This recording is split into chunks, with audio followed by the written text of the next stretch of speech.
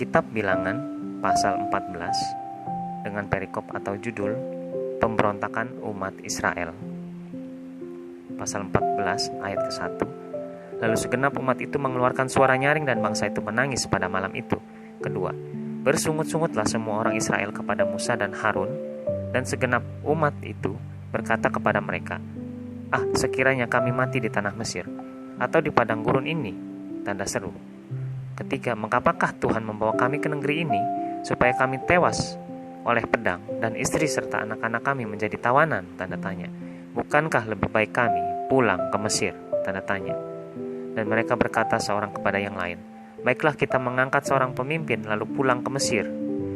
Kelima, lalu sujudlah Musa dan Harun di depan mata seluruh jemaah Israel yang berkumpul di situ.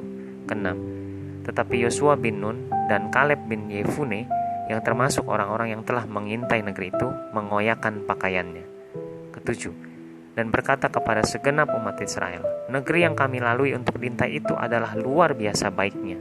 Kedelapan, jika Tuhan berkenan kepada kita, maka Ia akan membawa kita masuk ke negeri itu dan akan memberikannya kepada kita, suatu negeri yang berlimpah-limpah susu dan madunya.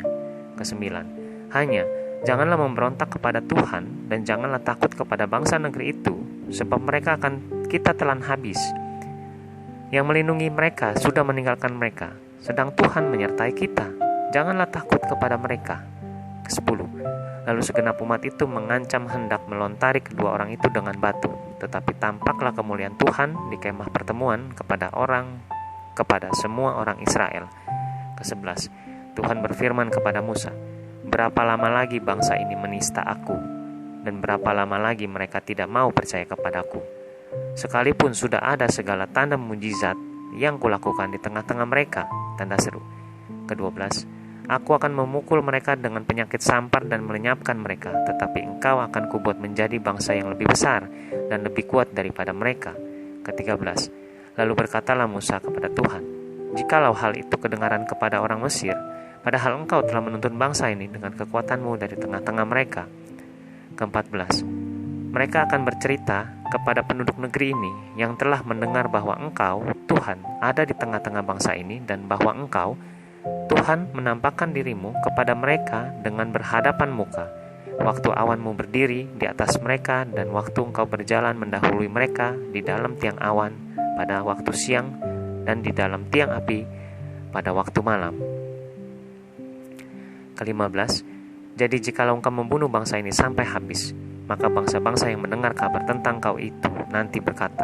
Ke-16, oleh karena Tuhan tidak berkuasa membawa bangsa ini masuk ke negeri yang dijanjikannya dengan bersumpah kepada mereka, maka Ia menyembelih mereka di padang gurun.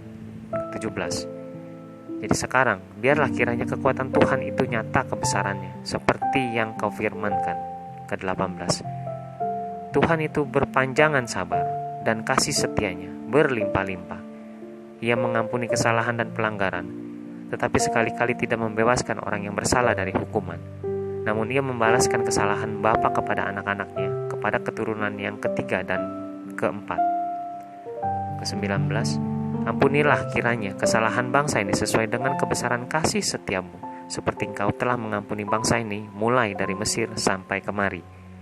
Ke-20, berfirmanlah Tuhan, aku mengampuninya sesuai dengan permintaanmu. Ke-21, hanya demi aku yang hidup dan kemuliaan Tuhan memenuhi seluruh bumi. Ke-22, semua orang yang telah melihat kemuliaanku dan tanda-tanda mujizat yang ku perbuat di Mesir dan di padang gurun, namun telah 10 kali mencobai aku dan tidak mau mendengarkan suaraku. Ke-23, pastilah tidak akan melihat negeri yang kujanjikan dengan bersumpah kepada nenek moyang mereka, tanda seru. Semua yang menista aku ini tidak akan melihatnya.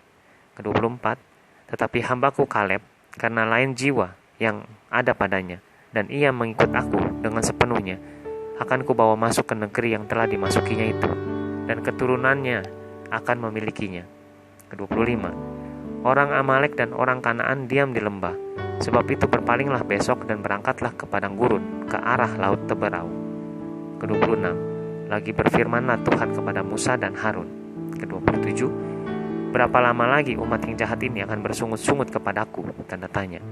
Segala sesuatu yang disungut-sungutkan orang Israel kepadaku telah kudengar. Ke-28, katakanlah kepada mereka, demi aku yang hidup, demikianlah firman Tuhan, bahwasannya seperti yang kamu katakan di hadapanku, demikianlah akan kulakukan kepadamu.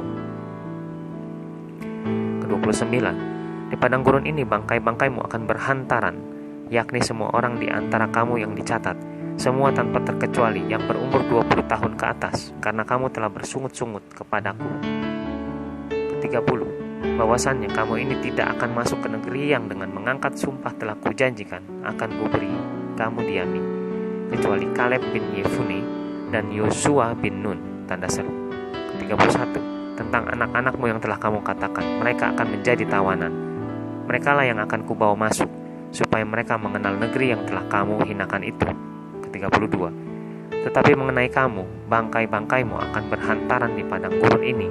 Ke-33, dan anak-anakmu akan mengembara sebagai penggembala di padang gurun 40 tahun lamanya, dan akan menanggung akibat ketidaksetiaan sampai bangkai-bangkaimu habis di padang gurun. Ke-34, sesuai dengan jumlah hari yang kamu mengintai hari negeri itu, yakni 40 hari, 1 hari dihitung 1 tahun, jadi 40 tahun lamanya, kamu harus menanggung akibat kesalahanmu, supaya kamu tahu rasanya jika aku berbalik daripadamu. Ke-35, aku, Tuhan yang berkata demikian, sesungguhnya aku akan melakukan semuanya itu kepada segenap umat yang jahat ini, yang telah bersepakat melawan aku. Di padang gurun ini mereka akan habis, dan disinilah mereka akan mati. Ke-36, adapun orang-orang yang telah disuruh Musa untuk mengintai negeri itu, yang sudah pulang dan menyebabkan segenap umat itu bersungut-sungut kepada Musa dengan menyampaikan kabar busuk tentang negeri itu. Ke-37, orang-orang itu mati, kena tulah di hadapan Tuhan. Ke-38, tetapi yang tinggal hidup dari orang-orang yang telah pergi mengintai negeri itu hanyalah Yosua bin Nun dan Kaleb bin Yefune.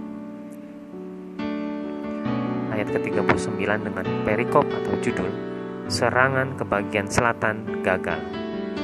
Ayat ke-39, setelah Musa menyampaikan perkataan ini kepada semua orang Israel, maka berkabunglah bangsa itu dengan sangat.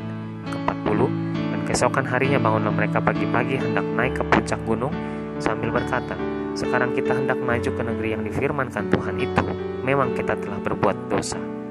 Ke-41, tetapi kata Musa, mengapakah kamu hendak melanggar titah Tuhan? Tanda tanya. Hal itu tidak akan berhasil. 42, janganlah maju, sebab Tuhan tidak ada di tengah-tengahmu, sebab jangan kamu dikalahkan oleh musuhmu. 43, sebab orang Amalek dan orang Kanaan ada di sana di depanmu, dan kamu akan tewas oleh pedang, dari sebab kamu berbalik membelakangi Tuhan, maka Tuhan tidak akan menyertai kamu. Ke-44, meskipun demikian, mereka nekat naik ke puncak gunung itu, tetapi tabut perjanjian Tuhan dan Musa juga tidaklah meninggalkan tempat perkemahan. 45, lalu turunlah orang Amalek dan orang Kanaan yang mendiami pegunungan itu dan menyerang mereka. Kemudian orang-orang itu mencerai-beraikan mereka sampai ke Horma.